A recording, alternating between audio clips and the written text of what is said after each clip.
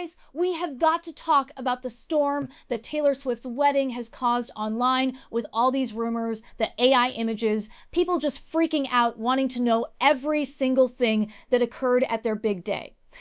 And we're going to get into the drama that is surrounding this wedding, things that Taylor and Travis are getting called out for, things that we're hearing about the people that attended the wedding, the drama with the champagne and the food. We're going to get into everything that is being said because it is just so much. Last Friday, Taylor Swift and Travis Kelce were said to have gotten married in a massive wedding that took place in Madison Square Garden.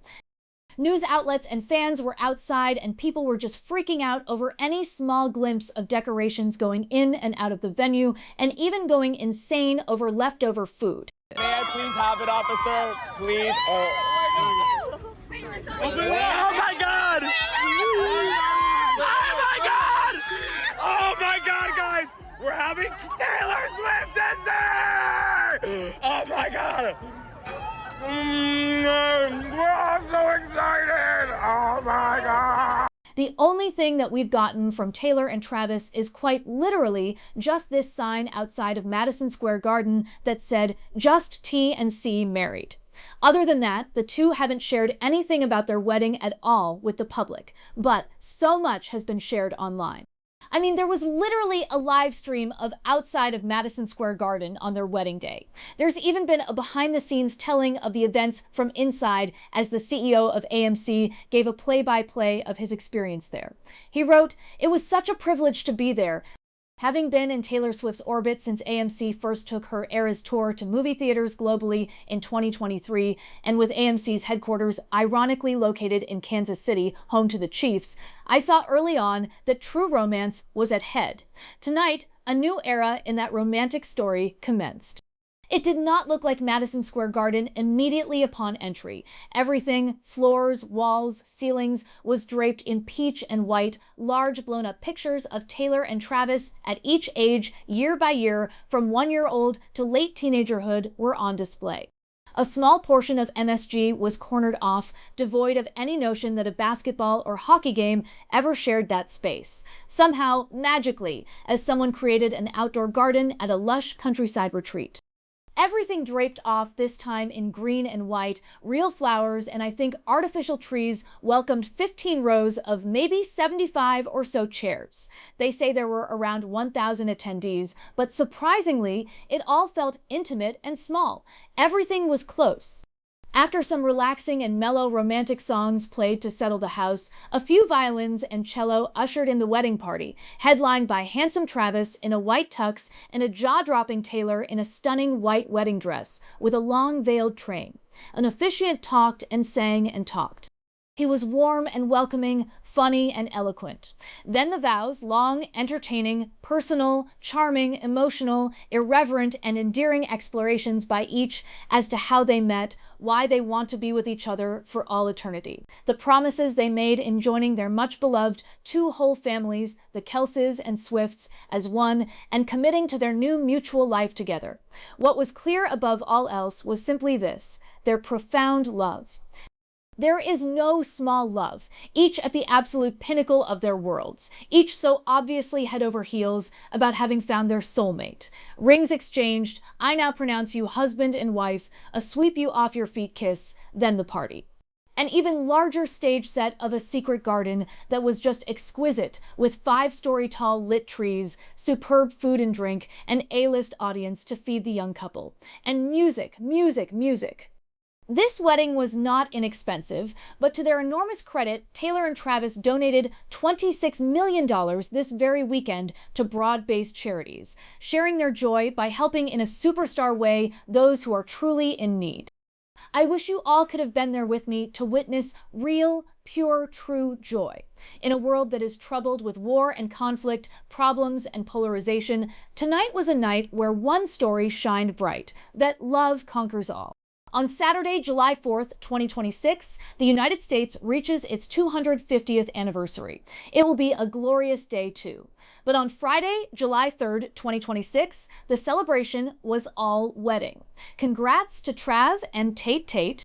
Swifties everywhere, and perhaps a larger than normal Chiefs nation wishes that your happy day will come without end. I mean, you guys, he was given a lot of information away. And ever since we've started to see these not AI images from inside the wedding, we've also seen pictures of what is allegedly supposed to be the invitations that have been watermarked with each guest's name. And on the Today Show this week, they gave more insider details about the vows that were said to be 40 minutes long. We heard they wrote their own vows. Yes, they wrote their own vows. Each set of vows was 20 minutes long, which is quite something. I mean, that's actually quite something. They had golden books that they'd written them into that they used as reference point. And she talked in her vows about how in high school he was, the star athlete, but the kind of guy who would go and sit at the table with the less popular kids and keep them company and be nice to them when they were being bullied. So the kind of person that she wished that she could have known when she was in high school. Love that. Yeah. Really touching, very personal, and very heartfelt. Kansas City linebacker Drew Tranquil and his wife Jackie posted that she won a Chanel bag during the wedding raffle because, yes, they gave away items to the guests, including a vintage car that was apparently the same make and model of the convertible that Travis and Taylor drove off in after she attended her first Chiefs game back in 2023. Now, there's also been a lot of rumors about what happened at the wedding, from champagne problems to food drama. Dumois posted, despite reports circulating sources who attended Taylor and Travis Kelce's wedding celebration at Madison Square Garden tell Dumois several key details have been publicly misrepresented. We're told there was no champagne shortage and that cases were reportedly left over at the end of the night. Reports of long buffet lines were also disputed, with sources detailing that there were more food stations than guests and that there were practically no lines. While there was an initial rush immediately after the ceremony, we're told it quickly dispersed as attendees spread throughout the venue. We're also told the staggered arrival times were not based on celebrity status. Staggered arrivals are common for large-scale events and were done solely for guests' convenience. Sources say there were no guest ranking system, no VIP section, and everyone was intentionally treated the same throughout the celebration. Guests also dispute claims of chaotic seating, saying everyone had a seat for the ceremony. Also, theme was a magical forest set inside a greenhouse, not a castle. Dumois also noted everyone commenting on the food station sentence. In a large event, there's one food station for about every 100 guests. So, for 1,000 guests, there would be a minimum of 10. There were more than 10. No, there were not 1,000 food stations. Now, some other things that have been said about this wedding. Dumois also noted that Margaret Qualley was not at the wedding, and now it's sparked all these rumors about her marriage with Jack Antonoff. As they wrote, fans noticed Margaret Qualley wasn't with husband Jack Antonoff during Taylor Swift and Travis Kelce's wedding celebration, leading to speculation that the couple have split. Her absence comes amid recent rumors linking her to a recent co-star. Neither has publicly commented on the speculation. Per a source, she was in Kingston, New York. I sat near her at a restaurant in town on Friday night. She was with her friend and a dog. She was also spotted in Woodstock on July 2nd and again in Kingston on the 4th. It's clear people are really honed in on who went to this wedding and what went down in the dynamics between everyone. Taylor is also getting called out due to this image that was going around of Stephen Demetrio attending her wedding, as people said that he owns an ICE immigration detention center. And I say Taylor specifically because I have not seen one person call out Travis for this. But Page 6 wrote an article detailing everyone that was spotted on their way to the wedding.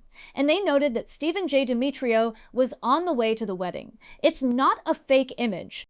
Someone said this is where the pic comes from, since Swifties are deeming it as fake, and links to this Page 6 article where the photo is found. People then started saying Stephen J. Demetrio, who runs an ICE detention center, attended Taylor Swift's wedding on July 3rd, 2026.